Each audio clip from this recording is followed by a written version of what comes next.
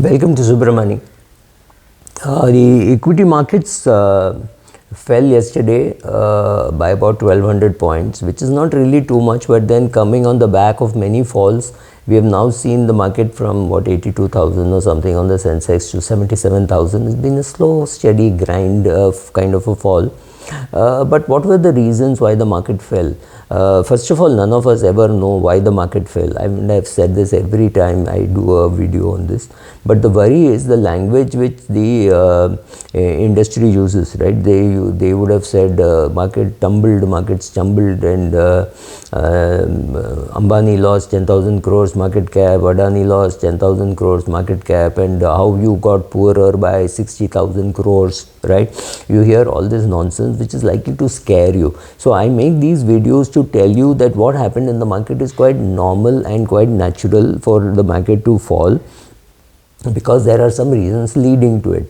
So first case in looks like, right, this is my summary and I'm convinced many people are convinced about this reason, is finding of the HMPV case. I've been reading a little bit about the HMPV case, and people, at least some doctors told me, it is just like any other flu. It's a question of how resistant your body is, how well you have kept your body. We are looking too much to the external, saying, oh, this HMPV and this has happened. But you have to, my doctor says only one thing, is a homeopath, so he says only one thing. You have to keep increasing your resistance level, right? So if you have good resistance level, this flu and all these things don't impact you. Having said that, that is the view for many people even in Hong Kong, that this is just a typical flu. A lot of people have got it, but it is not so, it's not like what happened earlier. It's not like COVID, right? There were reports that detection of 3 cases of HMPV sparked off some panic among investors, saying, oh, will it be like March 2020? And there are some predictions which says 2025 will be like 2020. So people are worried with that. Can you really do something about it? Can you sell off all your shares saying, oh, if it is HMPV, the market will tank 25% or 30% or 10% or whatever, at that stage I will buy. Is that a sensible thing to do? Answer is no, that's not a sensible thing to do. Another thing which is affected is continuous selling by FIIs, and I don't blame them. They were heavy on India. India is showing profits, they made money, so they must have booked a lot of profits in December. Some profits they'll book in January. Look, a lot of money will head to US for investing because everybody is optimistic. I was speaking to a lawyer, and she was very optimistic, saying, oh, Trump will come and make changes, and that's good. She's a tax attorney. So yes, internationally that is going to have implications. There are very few people in the, very few places in the world where you can invest. You can't invest in Japan. Germany and UK are now Islamic. France is does not have a government, so really there is not too much of a choice. If you have money where to invest, you will very likely that you will invest in US, you will invest in India, maybe grudgingly, but you will invest in China. But that's about all. There are not too many places which will soak up big amounts of money and not have an impact on the market. So yes, but having said all that, continuous selling will happen, continuous selling will take a toll. If you have money, buying shares which have been beaten down because of FII selling could be a good place to start.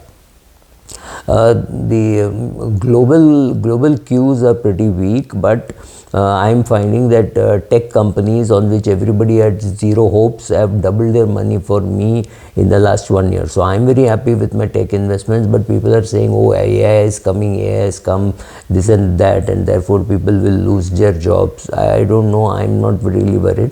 But yes, global cues for investing are not too strong.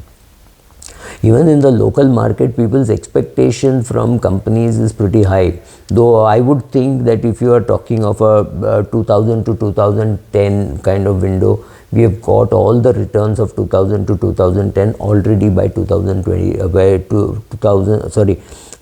2020 to 2030. We already have got a lot of the returns from for the decade, right? 20 to 30 is a 1 year decade. Because 20 was very low, we got very good returns from 2020 to 2025.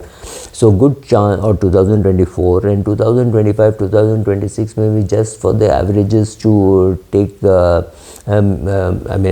averages to catch up, right? So reversion to the mean, on which I've done a video a few days back. Reversion to the mean is bound to happen. So you got your returns upfront.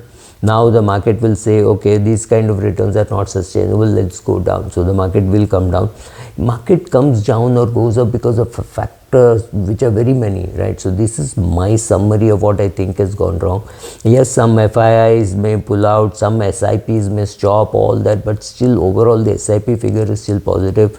So if you are an Indian and you are investing in India, I think times are still good, especially if you have a long-term view. If you have a 2-year view or 3-year view, you may still make money if the market is beaten down, but now the market is not beaten down that much.